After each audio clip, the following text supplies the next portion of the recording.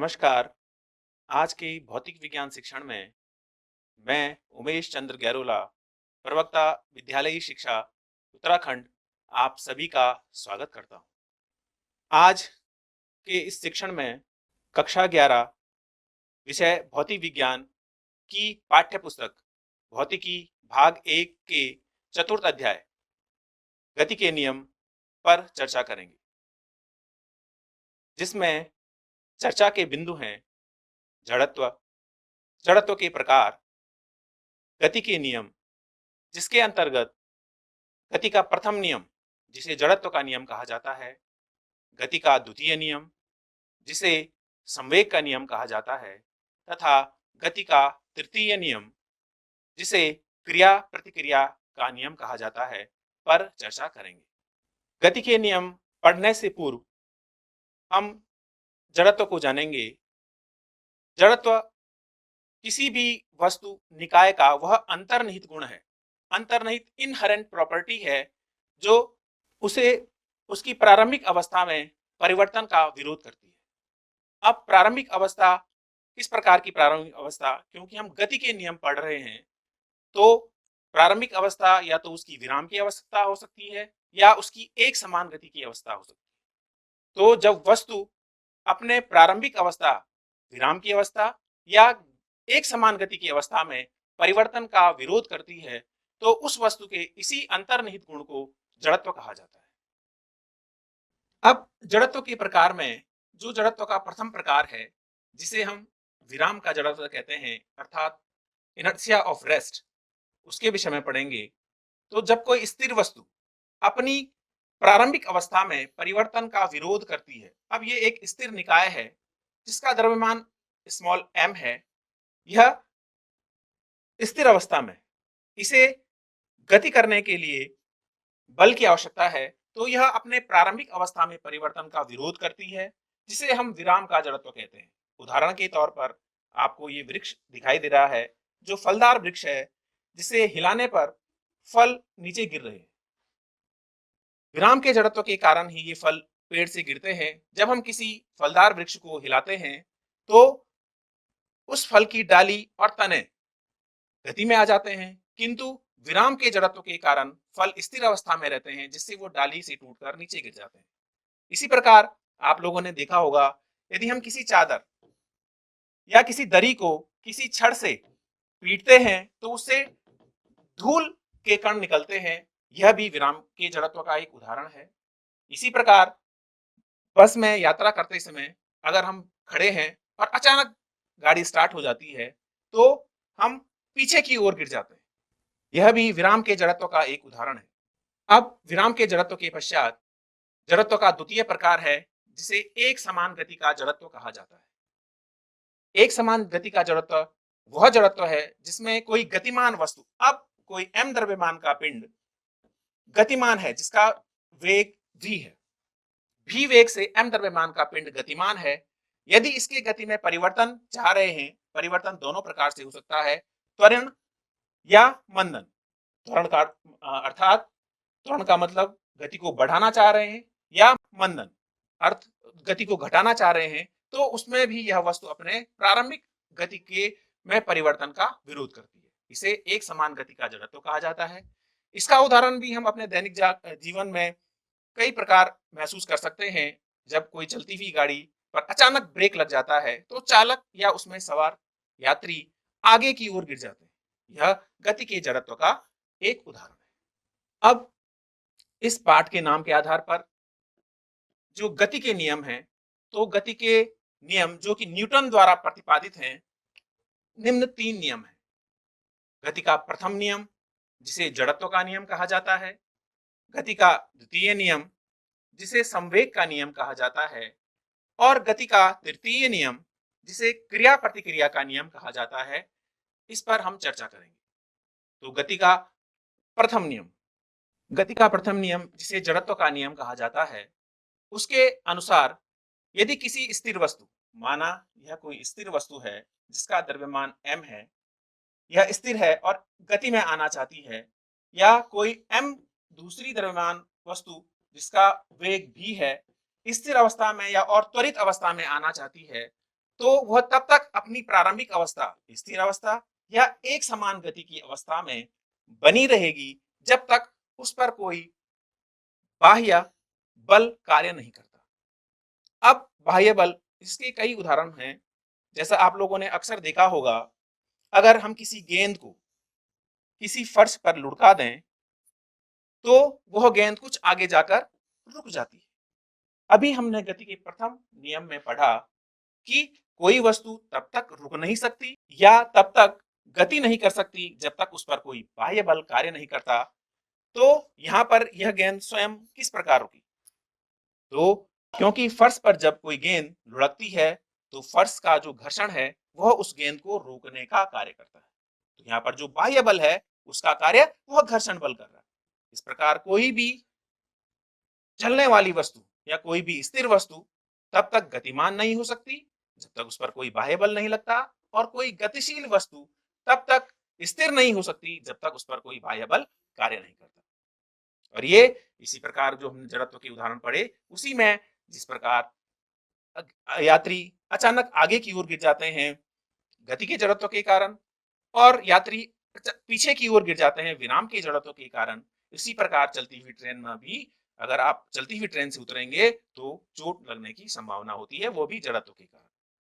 गति के द्वितीय नियम को पढ़ने से पूर्व हमें संवेग को जानना आवश्यक है। संवेग क्या होता है? यदि कोई m द्रव्यमान का पिंड v वेग से गति कर रहा हो तो उसका संवेग p, जो कि एक सदिश राशि है, का मान होता है उसके द्रव्यमान तथा वेग के गुणनफल के बराबर।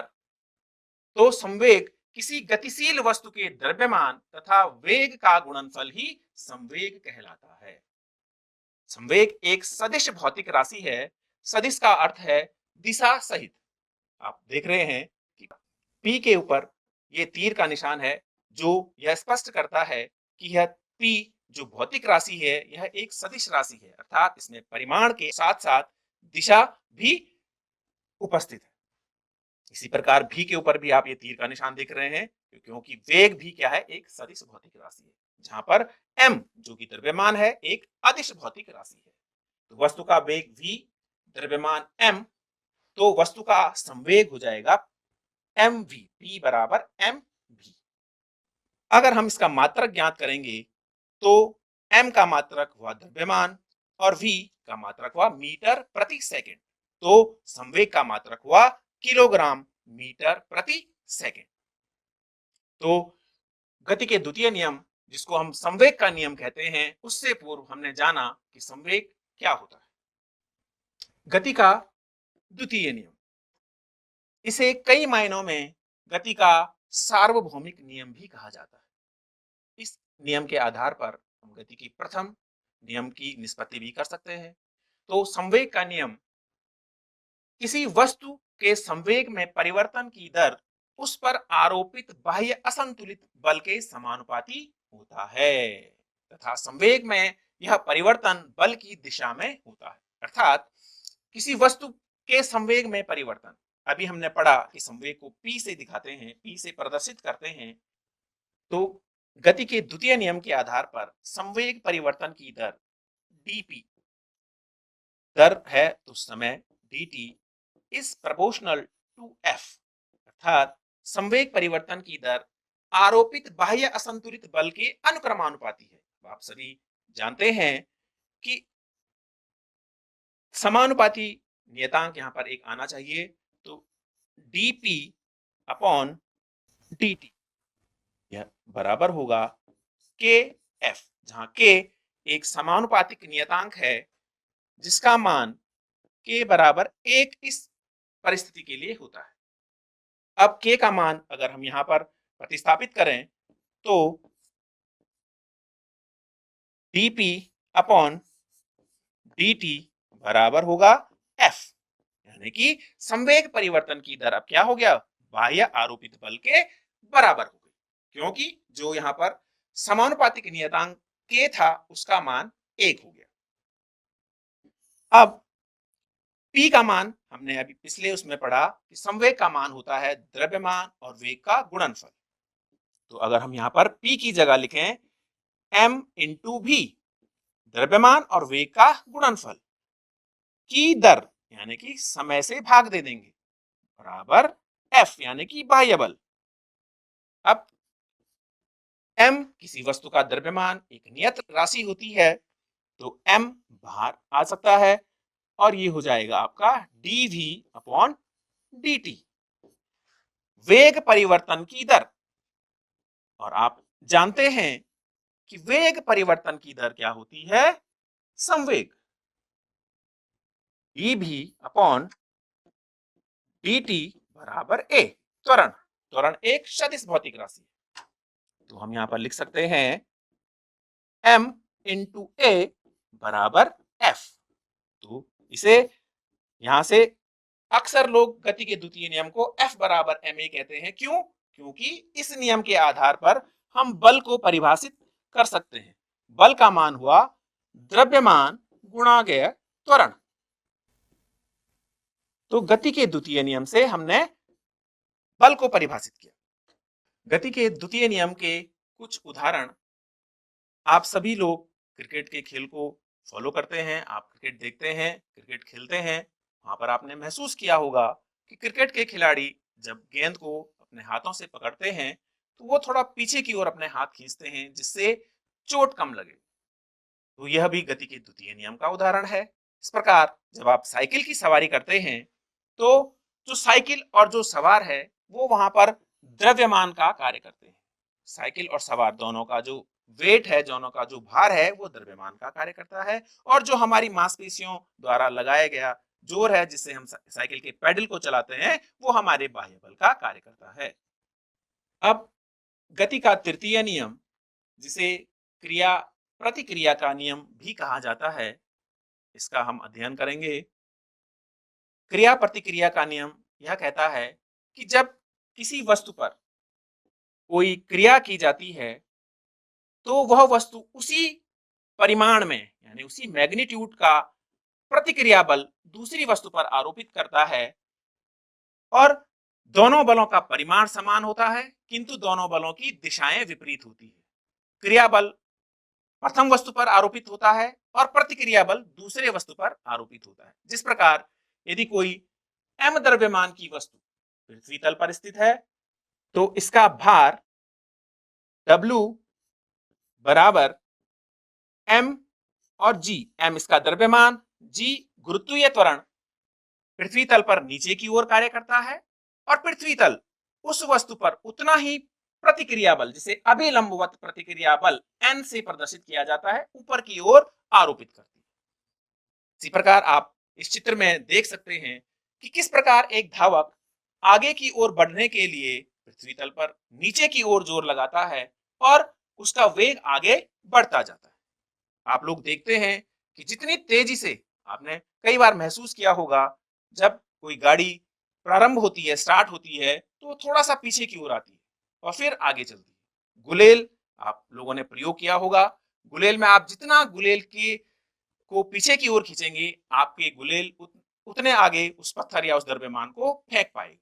तो इस प्रकार जितना आप क्रिया बल जितना अधिक होगा, प्रतिक्रिया बल उतना ही अधिक होगा। दोनों बलों का परिमाण समान किंतु दिशा विपरीत होती है। ये हमेशा ध्यान रखिए कि क्रिया बल एक वस्तु द्वारा आरोपित किया जाता है और प्रतिक्रिया बल दूसरे वस्तु द्वारा। दोनों का परिमाण यानी कि मैग्नीट्यूड बिल्कुल समान होता है किंतु दोनों विपरीत दिशा में कार्य करते हैं। क्रिया प्रतिक्रिया नियम के आधार पर अनेकों उदाहरण हैं। आप लोगों ने अक्सर, अभी आप लोगों ने चंद्रयान को प्रक्षेपित होते हुए देखा होगा।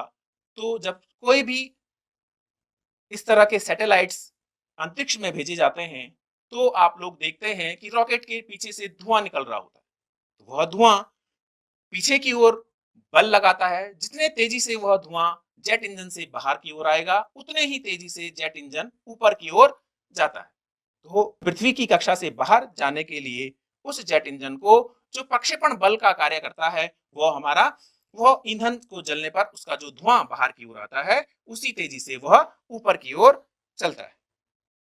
क्रिया प्रतिक्रिया के नियम के कुछ साधारण उदाहरण जो हम अपने डेली लाइफ में, हमारे रोजमर्रा के जीवन में हम महसूस कर सकते हैं, उसमें से कुछ उदाहरण यहाँ पर लिखे गए हैं। तो जब कोई बंदूक चालक, आप लोगों ने देखा होगा टीवी के माध्यम से या कहीं सुना होगा कि जब गोली चलाई जाती है तो गोली चलाने वाले पर पीछे की ओर झटका लगता है। जितनी तेजी से गोली आगे की ओर चलती है उतनी ही जोर से झटका पीछे की ओर लगता है। आप लोगों ने टीवी में अक्सर देखा होगा जब तोप के गोले तोप से बाहर निकलते हैं तो तोप उतने ही झटके से पीछे की ओर आती है। तो यहाँ पर क्रिया प्रतिक्रिया का बल कार्य करता है।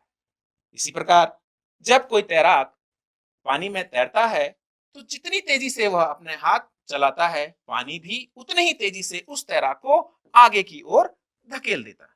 यही क्रिया प्रतिक्रिया के नियम के कुछ उदाहरण हैं। आप लोगों ने देखा होगा कि जब नाव से उतरते हुए कोई पीछे की ओर झटका मारते हैं तो क्या होता है, नाव पीछे की ओर जाती है और व्यक्ति आगे की ओर, किनारे की ओर पहुंच जाता है। तो यह सारे सामान्य उदाहरण क्रिया प्रतिक्रिया के नियम के उदाहरण है जो हम अपने रोजमर्रा के जीवन में महसूस कर सकते हैं। अब अभी तक हमने जितना भी इस कक्षा में चर्चा की उसके आधार पर हम कुछ मूल्यांकन प्रश्नों को भी यहाँ पर अवलोकित करेंगे, जिसमें पहला प्रश्न, जड़त्व किसे कहते हैं? आप लोगों ने जाना कि जड़त्व किसी वस्तु का वह अंतर्निहित गुण है जिसमें वह अपने प्रारंभिक अवस्था में परिवर्तन का विरोध करता है।